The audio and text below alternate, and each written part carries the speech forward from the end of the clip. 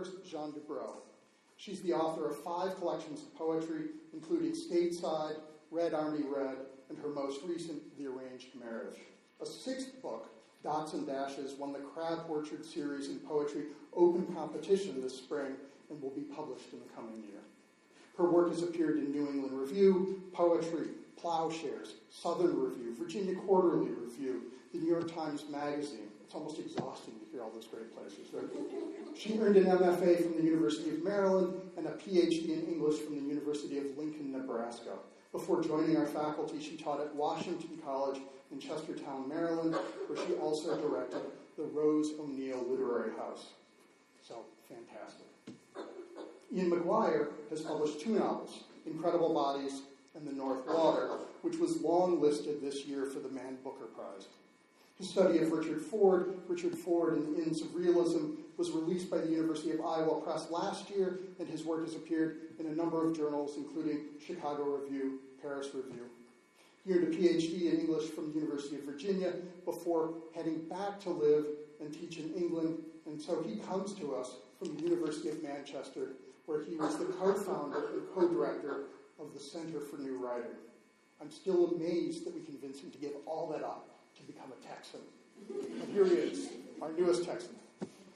And finally, Jill Talbot, who already knew something about Texas and decided she likes it here. Jill Talbot's books include Loaded, Women and Addiction, and The Way We Weren't, as well as the edited collection Meta-Writings Toward a Theory of Nonfiction.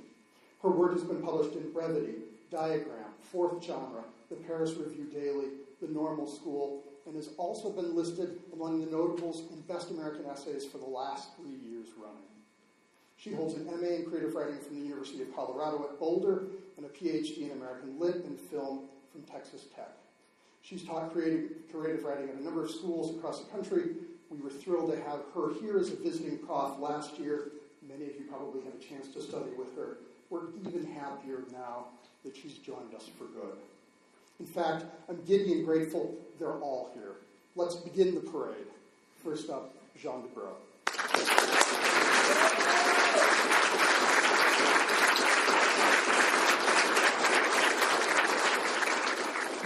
Thanks so much, Corey. I'm so happy to be here. I already love UNT and I love the students, and I'm just so grateful to be part of such a wonderful department. So I'm going to be reading from my 2 most recent books, Red Army Red and then The Arranged Marriage. Red Army Red is based on the years that I spent as a child and adolescent in communist-era Poland. My parents were American diplomats, and so we lived in Poland twice. And the second time we lived in Poland was at that moment when communism was crumbling in Eastern Europe. And that was also the moment at which I was hitting puberty. And so in my imagination as a writer, those 2 things sort of united as one consequential event. So Red Army Red uses the kind of tyrannical language of communism to speak about the tyranny of the adolescent body. Chernobyl year. We dreamed of glowing children, their throats alive and cancerous, their eyes like lightning in the dark. We were uneasy in our skins. 6th grade, a year for blowing up, for learning that nothing contains that heat which comes from growing. The way our parents seemed at once both tall as cooling towers and crushed beneath the pressure of small things. Family dinners, the evening news, the dead voice of the dial tone. Even the ground was ticking. The parts that grew poison. Whatever we ate became a stone. Whatever we said was love became plutonium, became a spark of panic in the buried world. So a lot of the poems in this collection are formal. They're either working in traditional meters or in traditional received forms. And so hopefully you'll hear a little bit of that in some of the poems that I read. Fancy. Those evenings when they dressed for an affair, my parents were most beautiful. My father, stiff, so sensitive to the strip of silk around his throat that he barely moved, except to hold the door for my mother. And my mother's neck, a naked thing above her gown, the bow that rustled when she stood, like a satin orchid planted near her skin. Her shoes were thin, sharp knives, making a sound I knew as fancy. Click-clack, across the black and white foyer. They pinched her toes, she said, which was her way of telling me that loveliness should hurt. Even before she left, her hair loosened from its bun, as though something in her wanted to escape.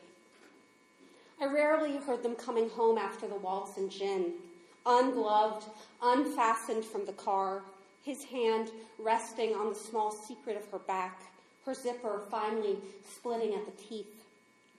But I imagined them speaking French or Polish at a party, holding the words so long inside their mouths that language felt like infidelity, made me look away.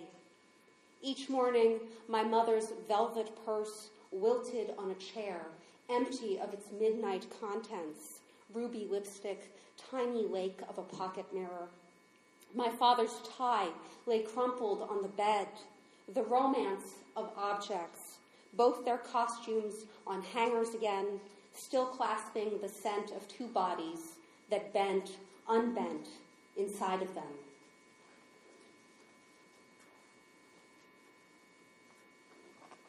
So while I was working on this book, I was doing lots of research about Soviet-era culture, thinking about what the Germans speak of as nostalgia, which is nostalgia for the East, nostalgia for communism, which has sort of emerged in the last 20 years. And I read about this exhibit in Moscow called Undergarments of the Soviet Era.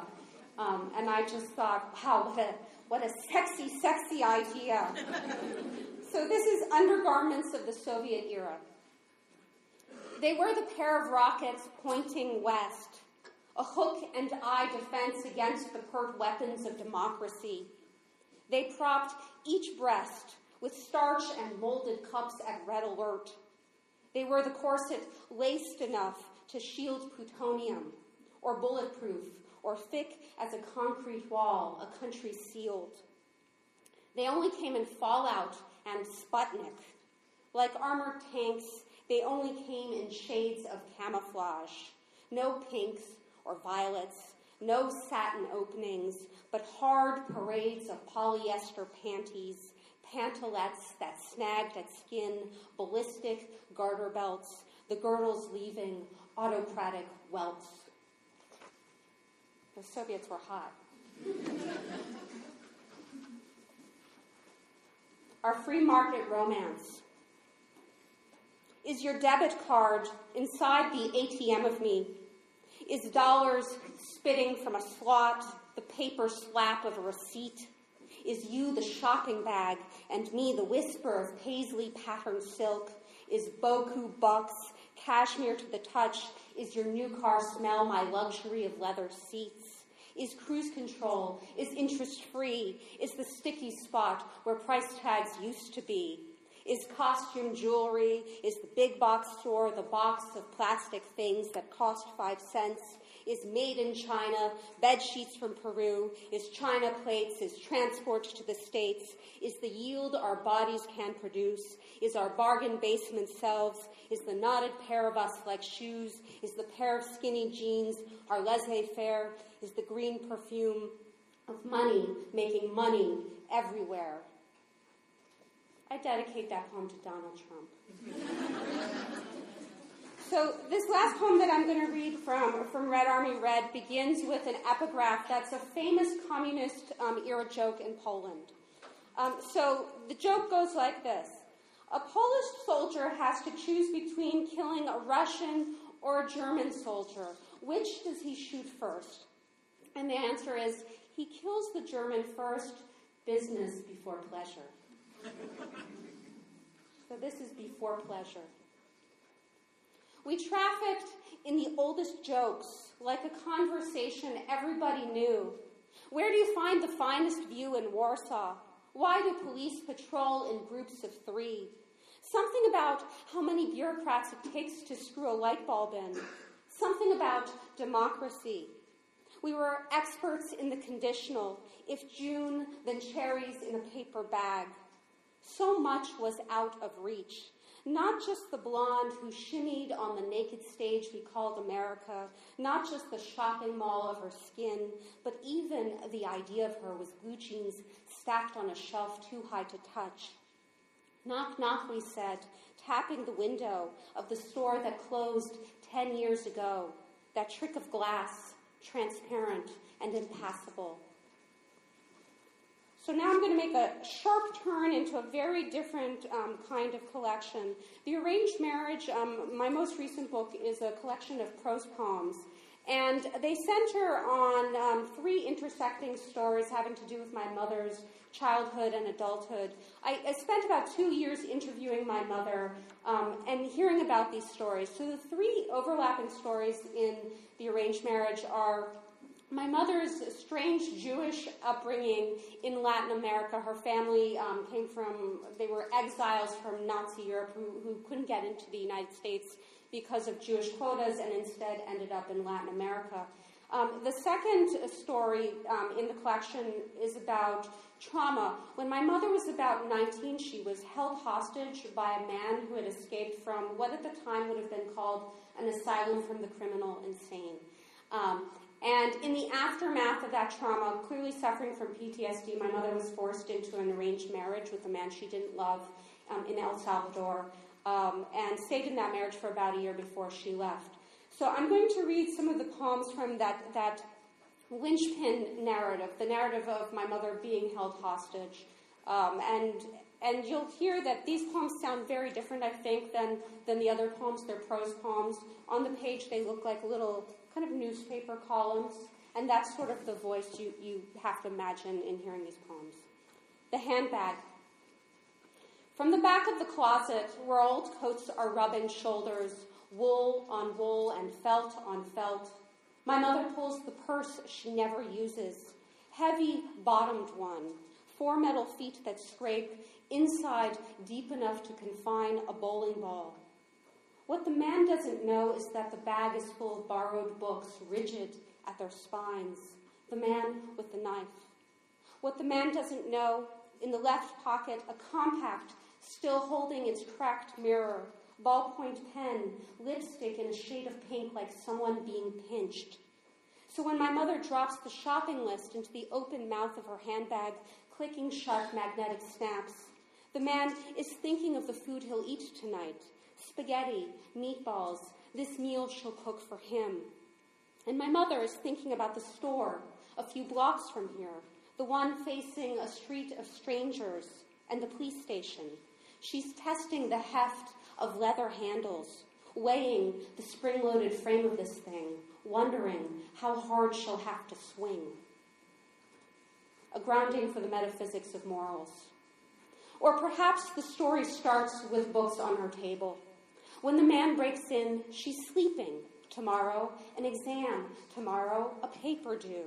She's half asleep, the sound of someone in her room, soft as turning pages. First he tells her, I heard a noise. By he is meant the handyman. And when there is no noise to hear, he bolts the door, he grinds her face into the wood. A cardboard box kicked, a hand bitten. That he will kill her if the night stays gray too long, a kind of a priori knowledge. He read Kant in prison, comics too black and white, dime store pulp too literal in its black and blue.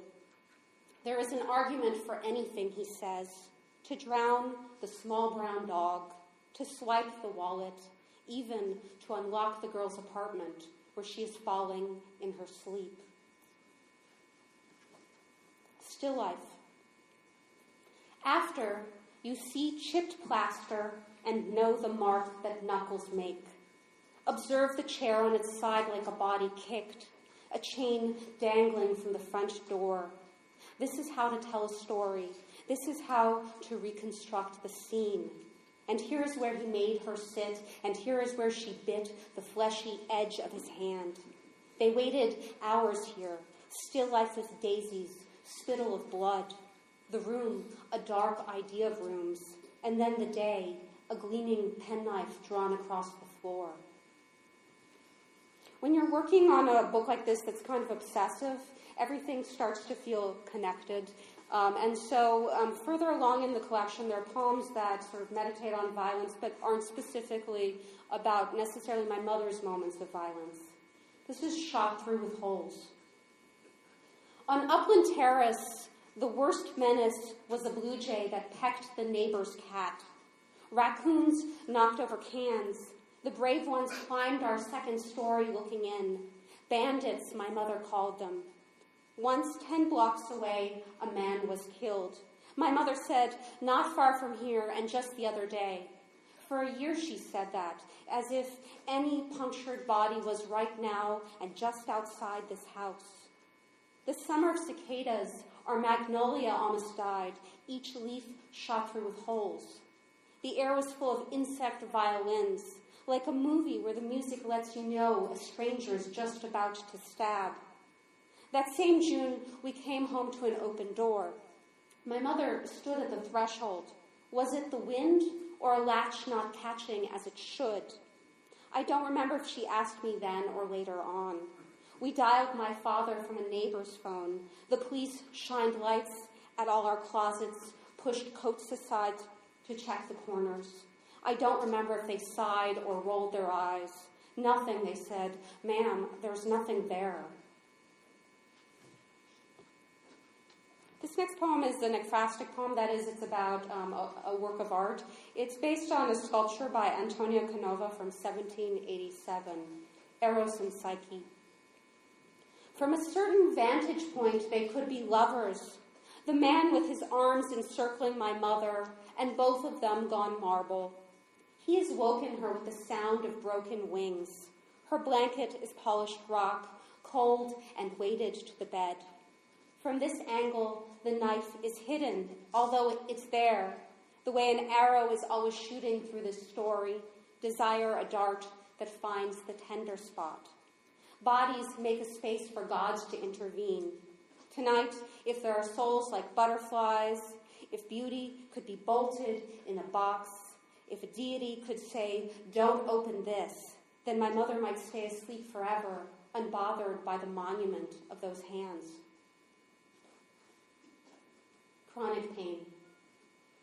At 17, I watched my mother dress, tucked and zipped, skirt sharp as a pencil. How she paused, pressed fingers to her chest. No one knew the bruise of her breathing. There were pills she took for numbness, pills for sleep, pills for being a nerve exposed to air. She was modern, which meant even on bad days, my mother climbed a chair to change the blown-out bulb, perched on a rung until daylight shuddered on. I liked her best in shoulder pads, or a pair of heels that announced the body's clattering. On bad days, she held her neck together with a scarf, pinned a brooch to the hurt lapel. On bad days, the man who rubbed a knife across her skin as in some metaphor for pain. That year, I learned from Ibsen, a woman must be bird or suicide, Nora Helmer or Hedda Gabler. I remember my mother as often lying down, tender spots and trigger points, a flare-up when it rained. How small she was beneath the wool and pantyhose. She lay on the orphan of furniture we called a fainting couch, Victorian as the old hysteria I read about in Freud. Dora, who dreamed the bed on fire, only her jewel box saved. Bethesda. On the front page, homicide, blunt force trauma. One girl, another left alive, almost able to speak when she's found on the floor of the upscale yoga store. For a week, the story is two men anonymous in their masks. Assailants, the papers say. We place candles near the crime scene, bouquets of flowers, pictures of the dead, as if violence were an altar to which pedestrians might pray. For a week, we use words like random. We call the one who lived poor thing. On page 4, photos of Bethesda, so familiar in its fancy paper shops and boutique wines that we know a wound can happen anywhere. Even when we learn, in a shocking twist, the papers say, that there were no men, that the murderer was the girl who lived, that she cut and bound herself and lay on the ground waiting for someone to find her. Even then, it's hard not to believe in randomness. Something in her snapped, the papers say. The dark is full of knives, and anger is a name we give to the unnameable. Bethesda, house of mercy, house of grace, shallow waters where we wash our hands. This next poem, I just have two more. This poem is also what I would call an ekphrastic poem. It's inspired by a movie. Have any of you guys seen Wait Until Dark, made in 1967? Really scary movie about a blind woman who's being pursued by men who've invaded her house. So this is called The Leap. In that moment after Hepburn stabs the man, Audrey in her pink sweater, her neck a sharp arrangement made of bone. The room is almost mute, lighted just enough for us to watch her feeling. Don't leave the stairs, we think, feeling for escape. And the violins which turn everything more terrible. Hush for a moment, hush. Window, she cries, and stumbles down the stairs over another body lying there. Then just as she's almost safe, almost reached the outside world of the window, Alan Arkin is leaping, cat-like we think, impossibly high and beautiful. The knife she stabbed him with, now clawing air, and the strings have started up again as if to say, dear ones, this is the voice of fear. This is my last poem, Light Switch. Chairs are made visible as chairs. Books aren't obstacles but bent, flipped open, or standing up, bound. The lighted room is like the scary man unmasked. When credits roll and everyone rises from the ache of seats, brushing popcorn from laps. There's nothing frightening here. And though the light switch is only spring and terminal, quick break, the small push of contact, there's still some kind of magic in its copper spark. So we reach around the door, touch the plastic toggle the way the pious touch a prayer scroll. The bulb blinks on. Shadows are shoved back into corners, and we enter this room or any room. Walk forward into the incandescent certainty that there are no surprises. Nothing is crouched and waiting with a knife. Thank you.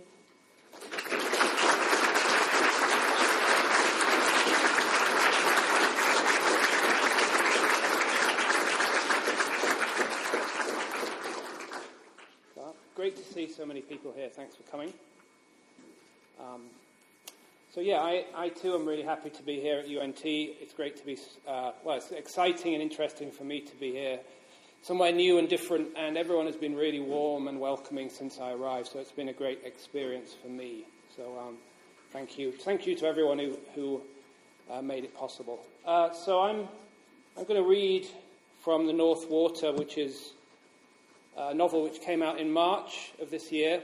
I'm going to read a couple of passages from it. And the first passage I'm going to read is the opening, so it doesn't need much explanation, except the novel is set in the late 1850s, and it opens in Hull, which is the city in the East Yorkshire in England, where I grew up, and which was, in the 1850s, one of the major whaling ports in Great Britain. So the novel is concerned with the Arctic whaling industry, which is the industry involved people sailing north from England up past Greenland into Baffin Bay and killing the whales there and bringing the blubber back. So it opens with an unnamed character who we later learn is named Drax, who is a harpooner on the Volunteer, which is the ship on which the action takes place. I think that's all you need to know for now, except it is The Fourth Water is a rather vulgar, violent book, and whenever I do a reading, I kind of skim through to see is there a polite bit I could read, and then I realise, no, there really isn't, so that's just a warning for anyone with a nervous disposition. So I'll read the opening few pages, and then I'll explain the second passage. So Hull, 1857. Behold the man. He shuffles out of Clapperson's courtyard onto Sykes Street and snuffs the complex air. Turpentine, fish meal, mustard, black lead, the usual grave morning piss stink of just emptied night jars. He snorts once, rubs his bristled head and readjusts his crotch. He sniffs his fingers, then slowly sucks each one in turn, drawing off the last remnants, getting his final money's worth. At the end of Charterhouse Lane, he turns north onto Wincolmley, past the Delapole Tavern, past the sperm candle manufactory and the oilseed mill. Above the warehouse roofs, he can see the swaying tops of main and mizzen masts, hear the shouts of stevedores and the thumps of mallets from the cooperage nearby. His shoulder rubs against the smooth red brick. A dog runs past, a cart piled high with rough-cut timber. He breathes in again and runs his tongue along the haphazard ramparts of his teeth. He senses a fresh need, small but insistent, arising inside him, a new requirement aching to be met. His ship leaves at first light, but before then there is something that must be done. He peers around and for a moment wonders what it is. He notices the pink smell of blood from the butchers, the sway of women's skirts. He thinks of flesh, animal, human, then thinks again. It is not that kind of ache, he decides, not yet. It is the milder one, the one less pressing. He turns round and walks back towards the tavern. The bar is almost empty at this hour in the morning. There is a low fire in the grate and a smell of frying. He delves into his pocket, but all he finds there are breadcrumbs, a jackknife, and a halfpenny coin. Rum, he says. He pushes the single coin across the bar. The barman looks down and shakes his head. I'm leaving in the morning, he explains, on the volunteer. I'll give you my note of hand. The barman snorts. Do I look like a fool, he says. The man shrugs and thinks a moment. Head or tails, then, this good knife of mine against the tot of your rum. He puts the jackknife on the bar and the barman picks it up and looks at it carefully. He unfolds the blade and tests it against the ball of his thumb. It's a fine knife, that one, the man says. Never failed me. The barman takes a shilling from his pocket and shows it. He tosses the coin and slaps it down hard. They both look. The barman nods, picks up the knife and stows it in his waistcoat pocket. Now you can fuck off, he says. The man's expression doesn't alter. He shows no sign of irritation or surprise. It is though losing the knife is part of a greater and more complex plan which only he is privy to. After a moment he bends down, tugs off his sea boots and puts them side by side on top of the bar. Toss again, he says. The barman rolls his eyes and turns away. I don't want your boots, he says. You have my knife, the man says. You can't back away now. I don't want no fucking boots, the barman says again. You can't back away. I'll do whatever I like, the barman says. There's a Shetlander leaning at the other end of the bar watching them. He's wearing a stocking cap and canvas breeches caked with filth. His eyes are red and loose and drunken. I'll buy you a drink myself, he says, if you just shut the fuck up. The man looks back at him. He's fought Shetlanders before in Lerwick and in Peterhead. They're not clever fighters, but they're stubborn and hard to finish off. This one has a rusty blubber knife pushed into his belt and a gamey, peevish look about him. After a moment's pause, the man nods. I thank you for that, he says. I've been whoring all night and the whistle's dry. The Shetlander nods to the barman, and the barman, with a grand show of reluctance, pours out another drink. The man takes his boots off the bar, picks up the drink and walks over to a bench by the fire. After a few minutes he lies down, pulls his knees up to his chest and falls asleep. When he wakes up again, the Shetlander is sitting at a table in the corner, talking to a whore. She is dark-haired and fat, has a mottled face and greenish teeth. The man recognises her but cannot now recall the name. Betty, he wonders? Hattie? Esther? The Shetlander calls over to a black boy who is crouching in the doorway, gives him a coin and instructs him to bring back a plate of mussels from the fishmongers on Bourne Street. The boy is 9 or 10 years old, slender with large dark eyes and pale brown skin. The man pulls himself upright on the bench and fills his pipe with the last crumbles of tobacco.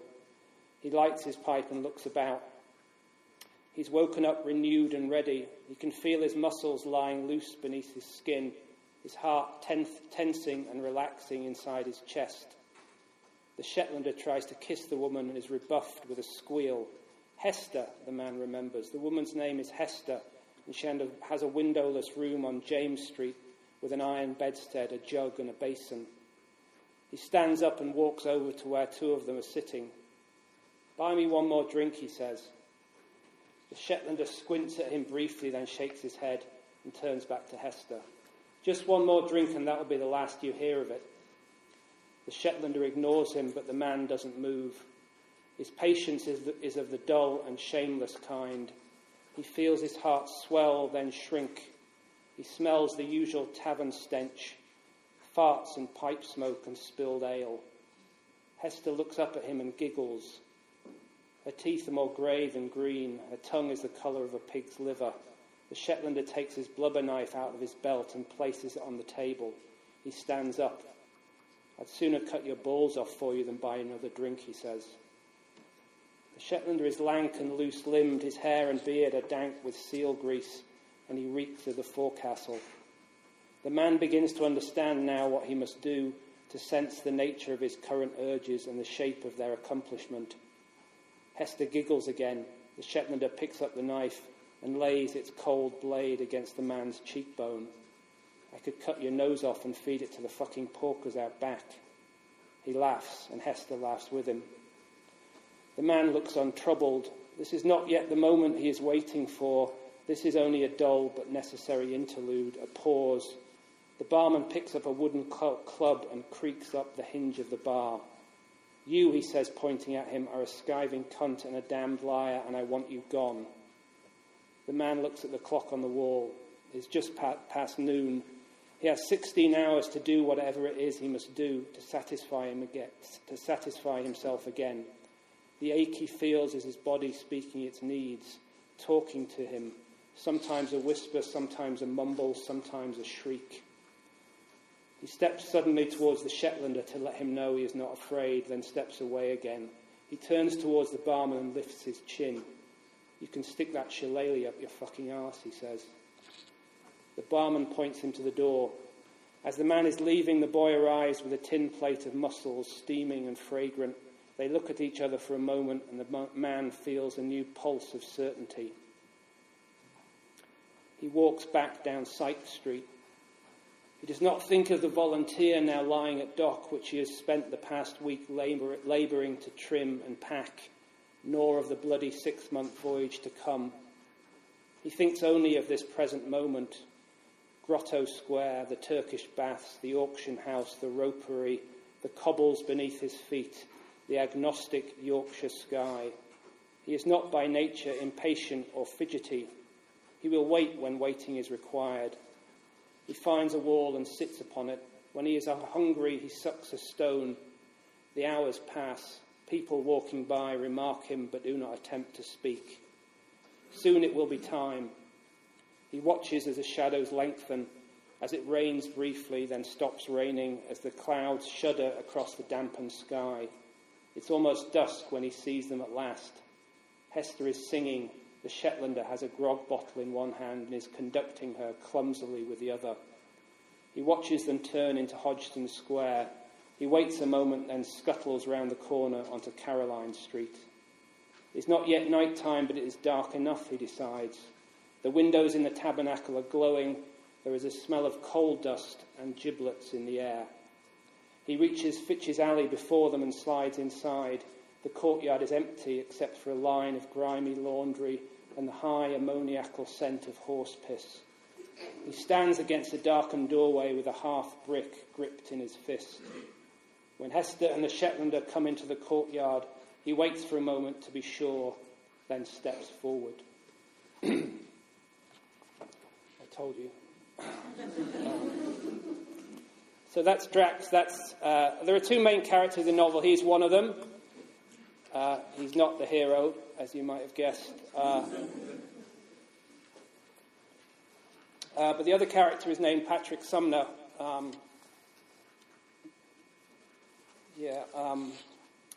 So I'll just read a short passage about Sumner.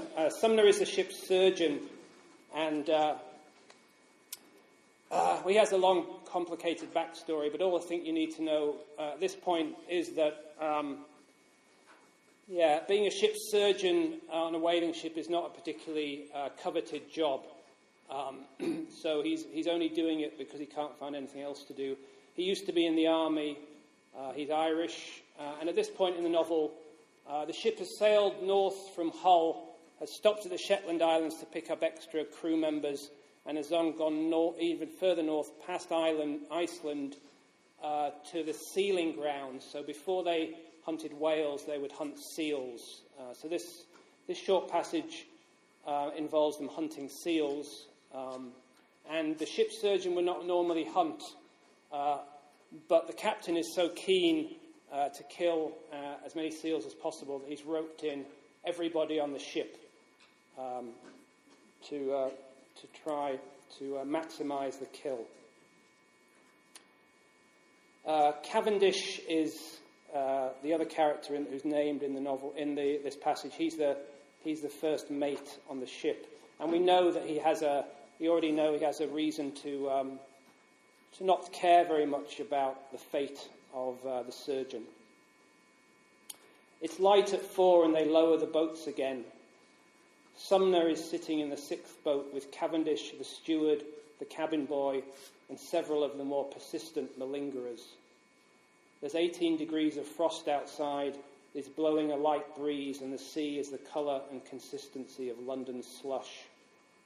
Sumner, who fears frostbite, is wearing his Ulan cap and a knitted muffler. He's holding his rifle clamped between his knees. After rowing southeast for half an hour, they see a dark patch of seals off in the middle distance. They anchor the boat to the ice and disembark. Cavendish, whistling the Lass of Richmond Hill, leads the way, and the rest follow after him in a straggly single file. When they get within 60 yards of the seals, they spread out and commence shooting.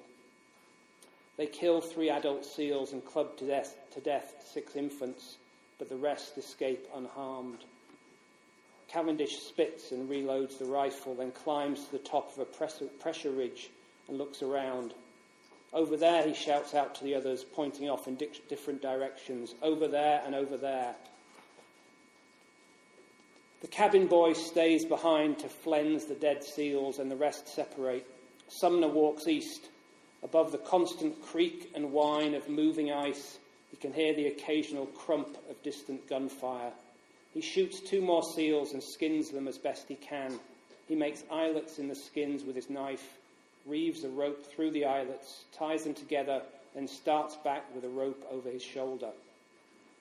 By noon he has killed 6 more seals and is a mile from the whaleboat, dragging 100 pounds of ragged seal skin across a succession of broad, loose ice floes. He is groggy with fatigue. His shoulders are raw and aching from the friction of the rope, and the freezing air is savage in his lungs. When he looks up, he sees Cavendish 100 yards ahead, and further off to the right, another man, darkly clad, walking in the same direction and also pulling skins. He calls out, but the wind whips away his voice, and neither one stops or looks about. Sumner presses on, thinking as he trudges of the warmth and shelter of his cabin and of the 5 short-necked bottles of laudanum lined up in the medical chest like soldiers on parade. He takes 21 grains now every evening after supper. The others believe he is working on his Greek and mock him for it, but really, while they are playing cribbage or discussing the weather, he is lying on his bunk in a state of unstructured and barely describable bliss. At such times he can be anywhere and anyone. His mind slides back and forth through the mingled purlieus of time and space. Galway, Lucknow, Belfast, London, Bombay. A minute lasts an hour and a decade flows past in barely an instant. Is the opium a lie, he sometimes wonders, or is it the world around us, the world of blood and anguish, tedium and care that is a lie? He knows, if he knows nothing else, that they cannot both be true. Arriving at a yard-wide gap between two flows, Sumner stops a moment. He tosses the end of the rope across to the other side, then takes a step backwards and readies himself to make the short leap. It is snowing again now, and the snow fills the air all around and whips against his face and chest. It is better, he has learned from experience, to take off from his bad leg and land on his good one. He takes a short step and then a bigger, quicker one. He bends his knees and pushes upwards, but his standing foot slips sideways on the ice. Instead of jumping easily across, he pitches forwards, clown-like and ludicrous, head foremost, arms spinning into the black and icy waters. For a long, bewildering moment, he is submerged and sightless. He thrashes himself upright, then flings one arm out and gains purchase on the ice's edge. The ferocious drench of coldness has knocked all breath from his body. He is gasping for air and the blood is roaring in his ears. He grabs on with the other hand also and tries to heave himself out of the water, but can't. The ice is too slippery and his arms are too weak from the morning's pulling. The water is up to his neck and the snow is falling more heavily. He hears the ice around him creak and yawn as it shifts about in the low swell. If the floes move together, he knows he will be crushed between them. If he stays too long in the water, he will lose consciousness and drown. He retakes his grip and strains to pull himself up the second time. He dangles in motionless agony for a moment, neither fully in nor out, but both his hands slip off the ice and he crashes backwards. Seawater fills his mouth and nostrils. Spitting and harumphing, he kicks himself afloat. The downwards tug of his sodden clothes seems suddenly gigantic. His belly and groin have already begun to throb from the cold, and his feet and legs are going numb. Where is Cavendish, he thinks? Cavendish must have seen him fall. He calls out for help, then calls again, but no one appears. He is alone. The rope is within reach, but he knows the skins on the end of it are not heavy enough to bear his weight. He must pull himself up by his own power. He grabs the edge of the ice for a third time and, kicking harder with both legs, tries to urge himself upwards. He hooks his right elbow up onto the surface, then his left palm. He digs the elbow in and, gasping and groaning with the ungodly effort, he forces himself further up until first his chin and neck, then a small section of his upper chest rise above the flow's edge. He presses down again as hard as he can with his left hand, using his elbow as a pivot, and gains an extra inch or two. He believes for a brief moment that the balance is shifting in his favour and he is about to succeed, but as soon as he thinks this, the flow he is pressing on jolts sideways, his right elbow slips away and his jaw slams down hard onto the sharp angle of the ice. For a brief moment, he gazes up at the white and harrowed sky, and then, dazed and helpless, he slumps backward into the dark water and away. Thank you very much.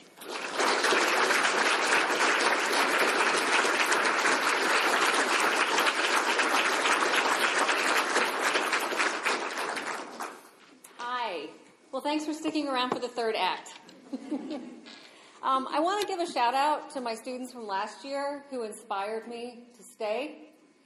And I want to give a shout out to the students I spend time with on Monday nights, Tuesday and Thursday mornings, who reassure me every week why I chose to stay. I also want to thank my sweet, sweet dog, because I had to cut, this essay is already out and under consideration, and I had to cut 7 minutes from it. And he has spent the last 3 days with me on the couch listening to every iteration. So, this is an essay that I wrote over the summer. This is transparent. The years from 2007 through 2011 blur in my memory. Some moments I can barely make out. They're like streetlights on a rainy night, no more than gauze in the dark. Others interlock, firm. These are the years my daughter and I lived in Oklahoma, where we landed after brief stops in 3 other states after my release from rehab in 2006. I was, after all the moves and miscalculations, still mind-wandering and restless. My daughter was 4. Halfway between Dallas and the Oklahoma border, there's a 7-Eleven on the northbound side of I-35 in Denton, Texas, where we now live.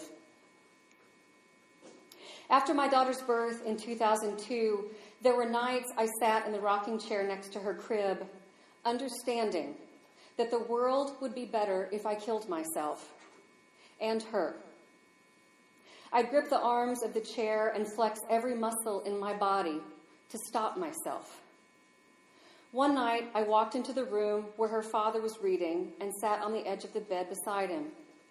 I admitted I had no feelings for him, for her, for myself, but that we could be friends, we could raise her together, we'd be fine. Our lives would be fine. He left 4 months later.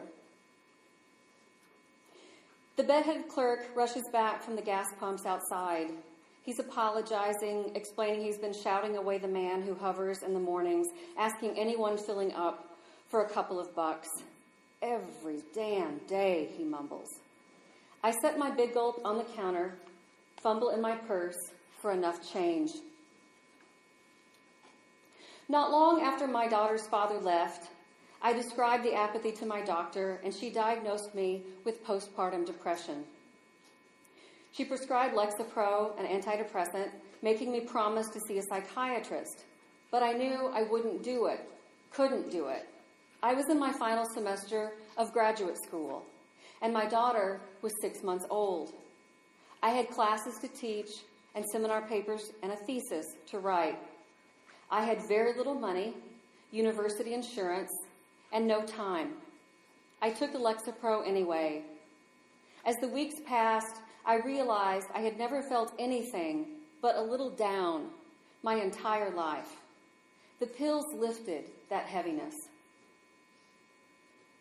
20-something clerks come and go here, most lasting a month or so, except for the stout blonde woman, Sharon, who's in her mid-30s and gets her nails painted the color of whatever holiday nears. My favorite so far has been the sparkling silver she had done for New Year's. She calls me sweetie or babe. When she's busy stocking the chip aisle or cleaning the coffee during lulls in the morning rush, I wave $1 in the air on my way to the register, tell her I'll leave it on the counter. Other mornings, I'll hand her 86 cents on my way back to the fountain drink machine, where I pour Diet Dr. Pepper into a plastic cup every morning. After graduate school, I took a tenure-track position at a small university in Utah. There, a new doctor traded my Lexapro for Wellbutrin.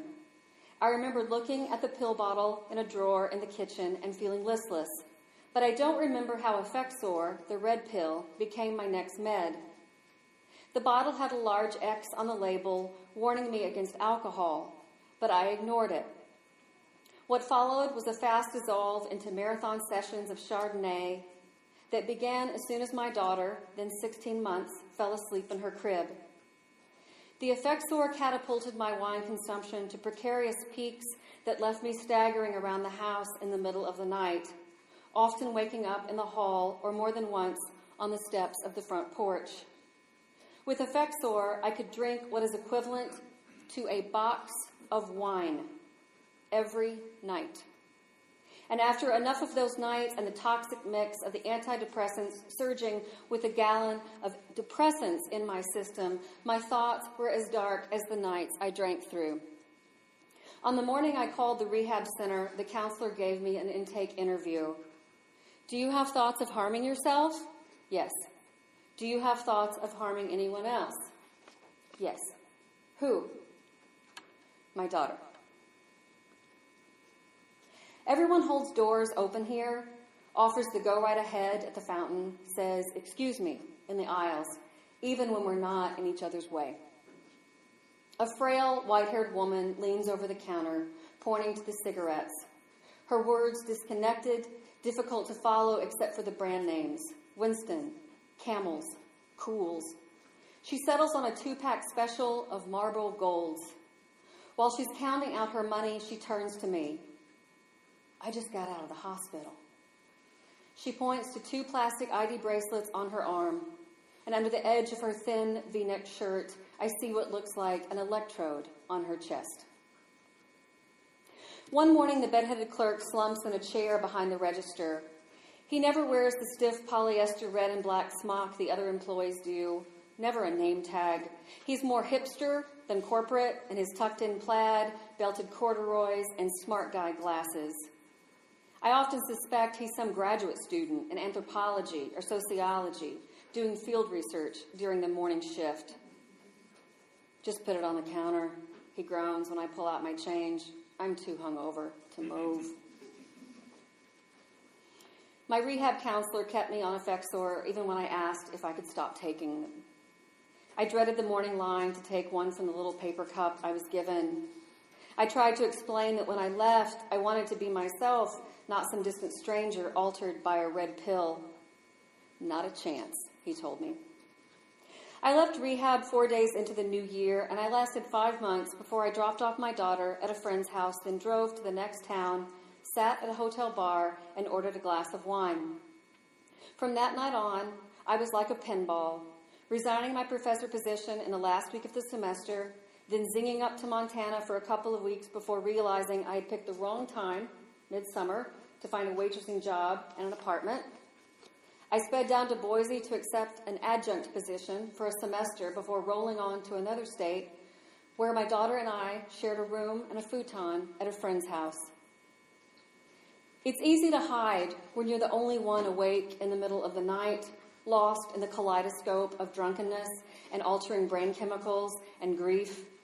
But it's another to have a witness, someone unable to sleep through the middle of the night storms. My friend asked me to leave after 2 months.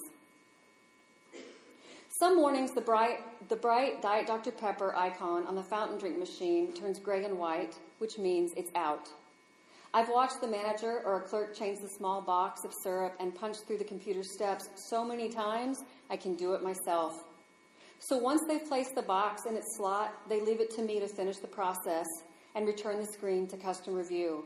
On these days, I get my DDP for free. One of the clerks, Trevor, a drawn young man with averting eyes, has been fired and rehired from the store 3 times.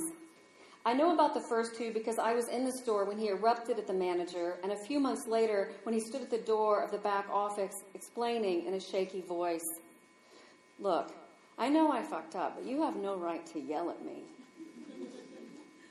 I've seen Trevor walking the sidewalks in the afternoon of Teasley Avenue, once in a Little Caesars uniform. He drags his self-loathing, struggling toward the next hit of whatever it is that's taken over. Each new state that my daughter and I moved to brought a new doctor and a new prescription, usually whatever the pharmaceutical rep had dropped off that week. And because I didn't have health insurance, I could only afford a few pills at a time. If I didn't take a pill by 9 in the morning, my head buzzed and I curled up under the covers, unable to move. I'd eventually shamble into a Walgreens, leaning over the pharmacy counter, dizzy and nearly delirious, begging for 3 or 4 pills because it was all I could afford. I'd pace the aisles while I waited, my head zapping like a bug light. The pharmacists shook their heads while they placed the pills in a bottle, and I paid them $25. Saturday morning, and the open sign in the Domino's Pizza window flashes. I imagine a roughed-up man across town rolling over from his even rougher night to order delivery at 10 a.m. Inside the 7-Eleven, an obese woman in a Subway uniform lingers near the case where a medium-sized pizza deteriorates under a heat lamp. She has her ball-capped head tucked toward her purse, and she's counting out the dollars in her wallet. I pretend to look at the 7-Eleven brand chip flavors behind her: barbecue, cheddar ale, and jalapeno. After she's counted twice, she points to the pizza. Sharon disappears into a small room behind the counter and comes back folding a pizza box with the 7-Eleven logo on the top. When I get outside, I pass the subway woman next to her still running car. She has transformed her hood into a table, and she takes turns between half-a-slice bites, long sips, and slow drags from her cigarette. Doctors can prescribe patients up to 12 months of pills at a time. By the time we got to Oklahoma and my daughter was 5, I had been through Lexapro and Wellbutrin and Effexor and back to Wellbutrin before a fidgety doctor in Oklahoma spun the antidepressant wheel and landed on Celexa. I have written about these years before, but I have never divulged the antidepressants. It's like I've been etching over the murkiest scenes, submerging them. But in my mind, those moments shimmer the way hot air on roads bends light. I'm wondering whether anything I've written before now has been true. For the 3 years I took Celexa, I stopped writing. For 3 years, I didn't listen to music. I could only listen to NPR. For 3 years, I was convinced money wasn't real, that checks were only pieces of paper. So I signed them and passed them across counters and left them on restaurant tables. I had a suspended license for an unpaid ticket back in one of the states, no car insurance, and outdated registration. I didn't have a checking account. I had a prepaid debit card. And if I had to cash a check, I drove to the nearest HCAS Express store, 50 miles north, and lost 10% of it to fees. But I was also teaching 4 classes a semester and reading the raves and student evaluations.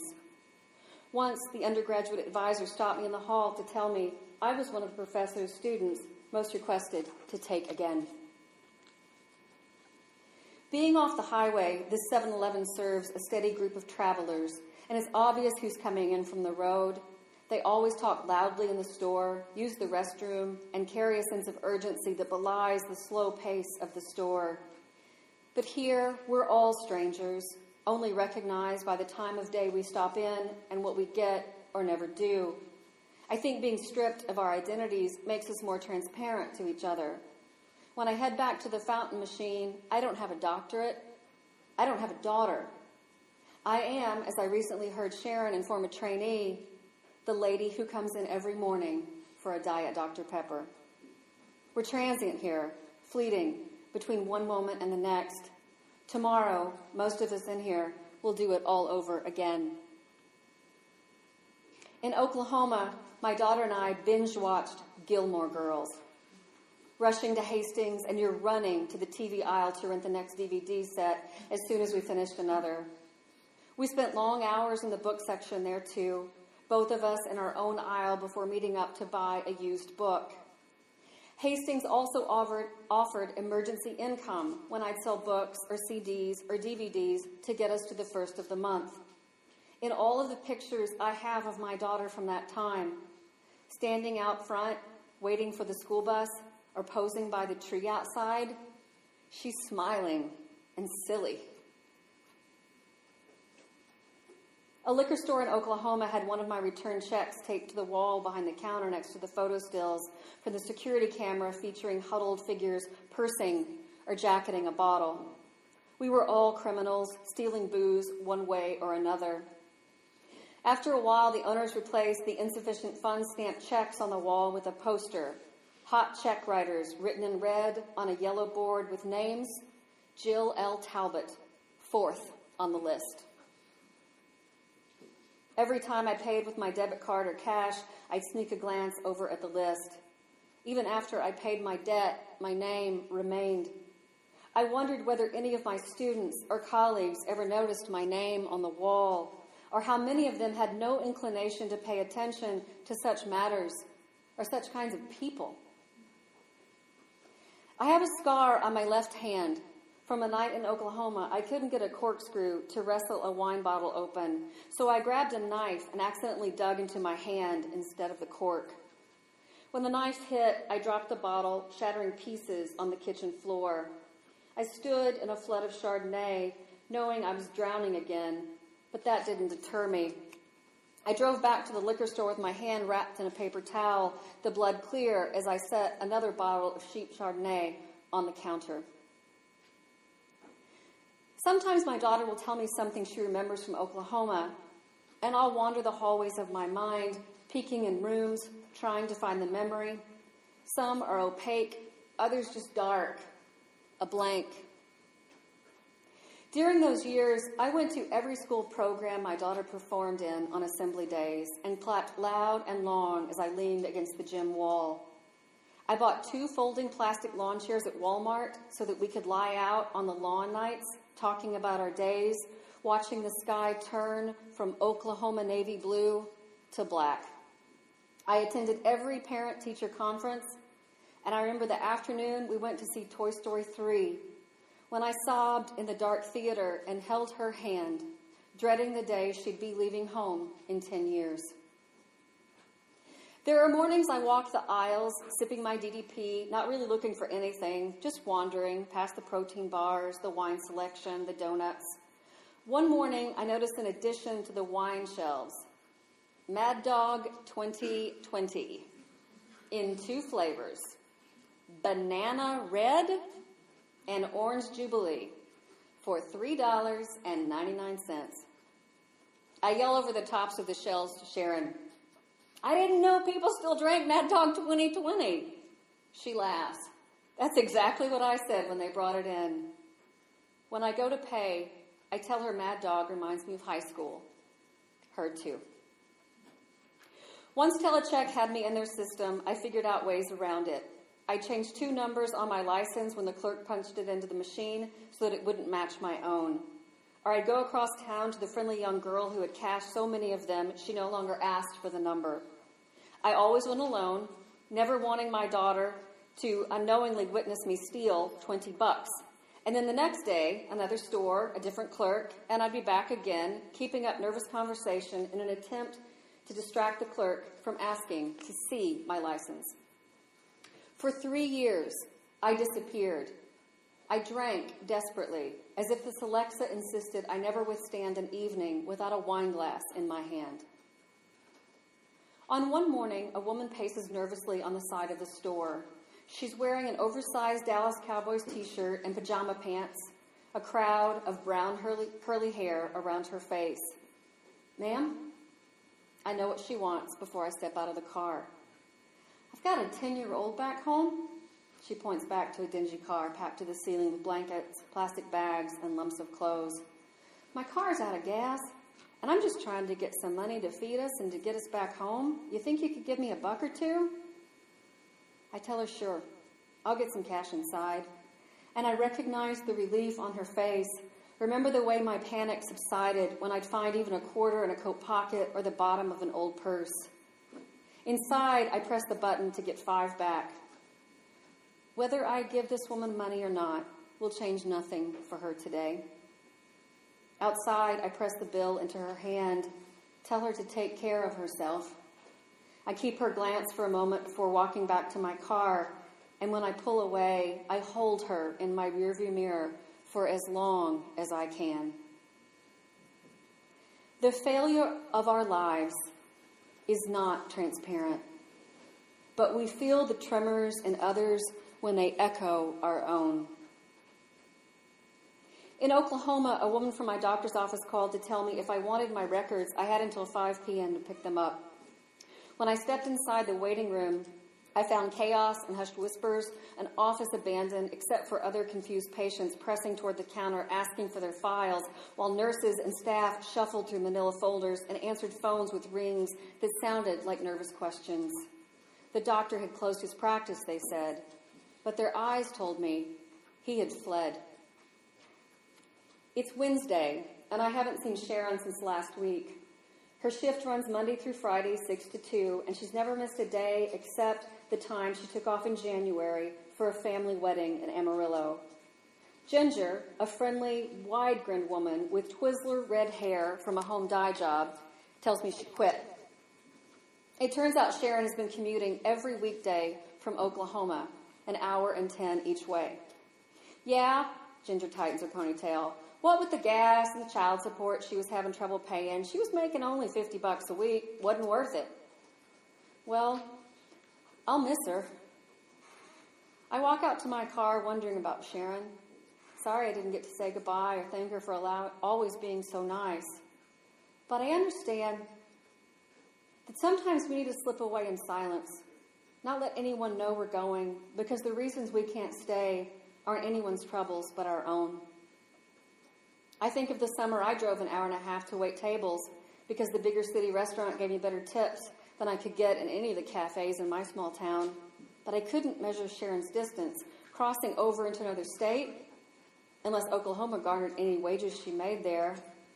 I thought about her nails, wondering how much money she spent on them. But I didn't begrudge her. We all do things to ourselves we can't afford. It was the next doctor in Oklahoma who stopped the antidepressant roulette and asked why I was on the meds in the first place. When I told him postpartum depression, he wanted to know how old my little one was. And when I said 8, he asked, "Do you think you might be done with that?" I was. He suggested Dramamine for the withdrawal. About 4 months ago, I started taking antidepressants again. According to my doctor, once people have a major episode, such as postpartum depression, they are likely to have recurrences for the rest of their lives. A tall man, always in a monochromatic pants and shirt, lingers at the counter every other week or so, reporting his latest winnings at WinStar, the largest casino in Oklahoma, just across the border. I've heard him brag a daily winning as much as $6,000. The first morning I see him, he suddenly turns. You look just like a woman who's always at the slot machines. I thought you were her for a moment. I picture a small, short-haired figure leaning towards spinning cherries. He turns back to Ginger, something about blackjack, a good run that ran most of the night. I admit it's tempting to hear him when he stops in, and I wonder if the casino pays him to talk big in convenience stores within a 30-mile radius of cards, clinking coins, and craps. A couple of years ago, I told my daughter about Oklahoma, a time she says she barely remembers. I explained the money is myth phase, the way I didn't write or listen to music, the monthly trips to the county courthouse to pay a clerk $160 for the hot checks and fees. It took me 3 years to pay my Oklahoma debt. The final check mailed from New York 2 years after we moved there. Last week, my doctor and I discussed whether or not I can drink wine while on the medication. She assures me I'm fine, but urges me to call her if the drinking increases. It's difficult to sit in a room and tell someone you're afraid of returning to your worst self. But I can't be the only one who knows the threat of the battle, because I've lost it before. After hearing about the man panhandling in the parking lot, I always scan the gas pumps for Alexis. I wonder if he's been waved away so many times that he now loiters at some other station in town. But one morning, I see him, a heavy-set black man in threadbare loafers, ducking into his car. I wonder if it's the location of the store that invites such weariness, such despair and distress. The highway out there, a mirror of transience and escape. It's not even a bad part of town. 2 blocks away, another convenience store offers a completely different collection of customers, but I like it here. I understand these people with a clarity that comes only from being one of them. Besides, I need the reminder, if I take a wrong turn and end up in Reckless, I'll be there again. Some mornings the manager, always in what appears to be the same white polo shirt and khaki pants, comes around the counter to pat me on the back. You are not a customer. You are my guest. Good morning. You are my guest. Other days, he keeps his head down, doesn't even look at me when he returns my change. One morning, my daughter goes into the store with me, and he looks at her, obviously wondering about this tall girl next to me. I tell him she's my daughter, and he waves my money away, smiles at her, and says, "Free for your mother." Trevor's back this morning, just dazed enough when I walk through the door that he loses the chance to avert his eyes. So we lock into each other for a moment. He's been in a fight or a car wreck or worse. A large cut on his cheek, a bruise on his chin. His eyes frenetic and lost at the same time. But then I see a shimmer of recognition like street lights flickering on at dusk. Then we both see it. The tremors of our lives. Transparent. Thank you.